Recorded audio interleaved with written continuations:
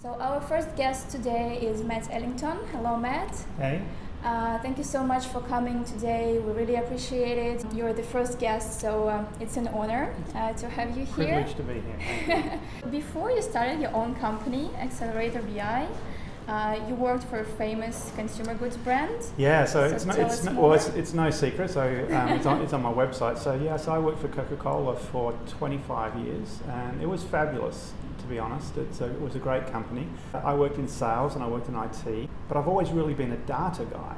All right, so I was never really a sales guy. I was never really an IT guy. I was always a data guy. And working with a big company, you can often find ways of succeeding in various jobs by using the skills that you have. So some people in sales would be the best because they were great at building relationships. Other people in sales would be great because they always followed up and made sure things got done properly. I succeeded because I was good at data. I was able to extract the data from the systems, work out what was going on, target my activities, tell a story as a result of that. So my last job actually at Coke, I was the BI director for Asia Pacific. Re-sparked my love affair with data actually, because I got back into databases and analytics and those sorts of things. So I guess it triggered your data senses, and you wanted to start something of your own. Exactly, and that's really that rediscovery at the time in my life when I was ready to do something different. So, if you're in one company for 25 years, that's a long time. And so I was starting to think about what I could do next and what my next opportunity would be, and decided to take a plunge and give it a go. So that was 4.5 years ago now. I guess it requires a lot of traits and skills to leave your stable job where you have a lot of benefits. I imagine you had plenty being a BI director. So Yeah. what kind of skills actually do you have to possess to dive into this adventure? It's a very good question, and the fact that I stayed in one company for 25 years actually reaffirms the fact that I actually like stability. I like going to the bank on the 15th of the month and I know exactly how much will be placed in it. I mean, that security was what kept me in that type of career for the years that I did. But there came a point in my life where I didn't have the same financial responsibilities that I'd had previously. So, once you get your house under your belt and the kids are sort of close to leaving home, you have a different sense of responsibility, almost an opportunity to do something a little bit more risky. So when I first started out, I literally had stars in my eyes and the world at my feet. I fell onto some good opportunities very early on. I got a couple of days contract work with a client, which I'm actually still working with today.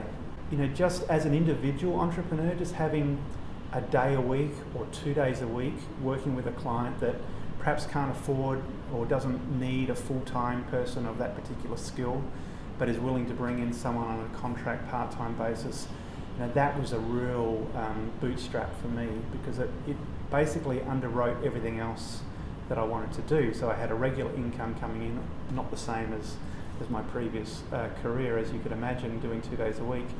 But that allowed me to then invest in the other things that I needed to do, like building a brand and building my awareness, or awareness of me in the industry, and that takes a long time. Setting up a website is really important, and creating meaningful content that people will be interested in looking at and reading, and therefore establishing yourself as an industry I read expert. your blog. It's very interesting, and I know that you wrote a book.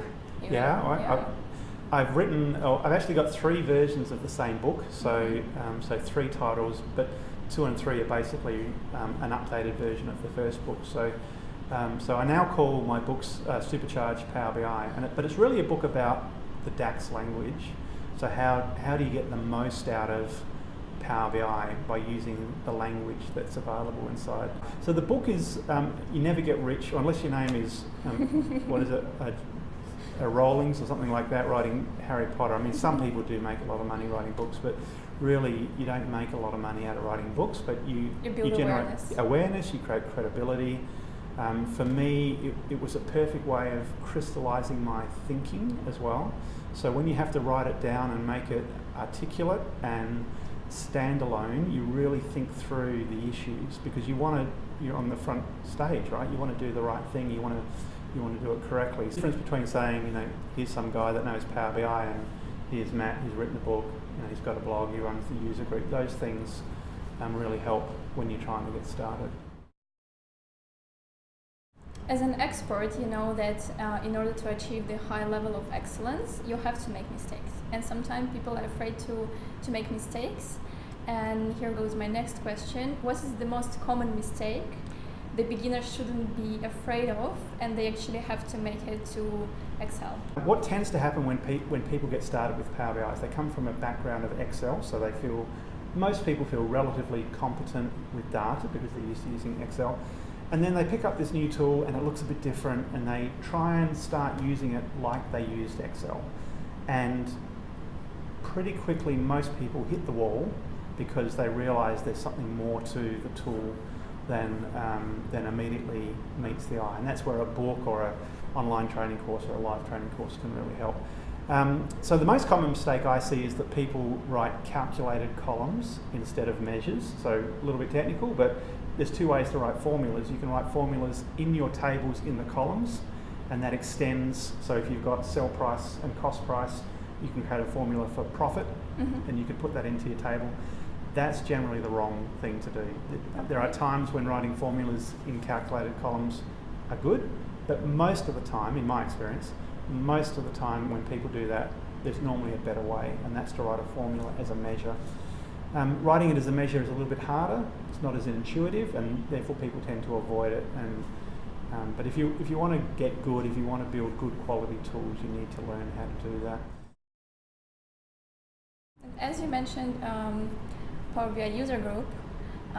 Tell us more how it all started, whose idea it was. Yeah, well that was Iman's idea actually. Iman reached out to me and said, why don't we catch up for a coffee, and suggested setting up a user group. So it was all his idea. I thought it was a fantastic idea.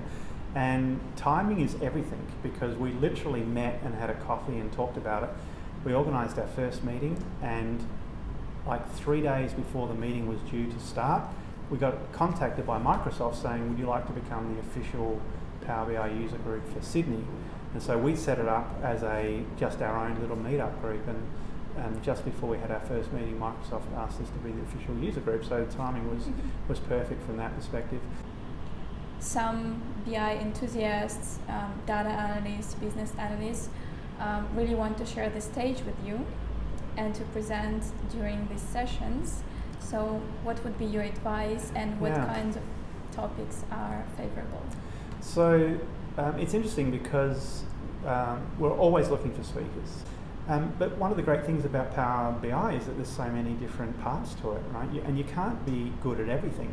I've actually decided myself that I'm going to focus on Power Query, and I'm going to focus on Power BI data modelling and the DAX language. I think if you want to really add value, you need to be a vertical expert in some part, as opposed to being average at everything, if I could explain it that way. And so if you then take that forward from a speaking perspective, so business examples, anything on DAX, building data models, sharing. I mean, we haven't had a lot on mobility and how Power BI Mobile is being used by customers. I think that would be a really interesting topic. Recently released is data flows, which is a whole new world of how do we make data available through the cloud. It's almost potentially like a replacement for a data warehouse.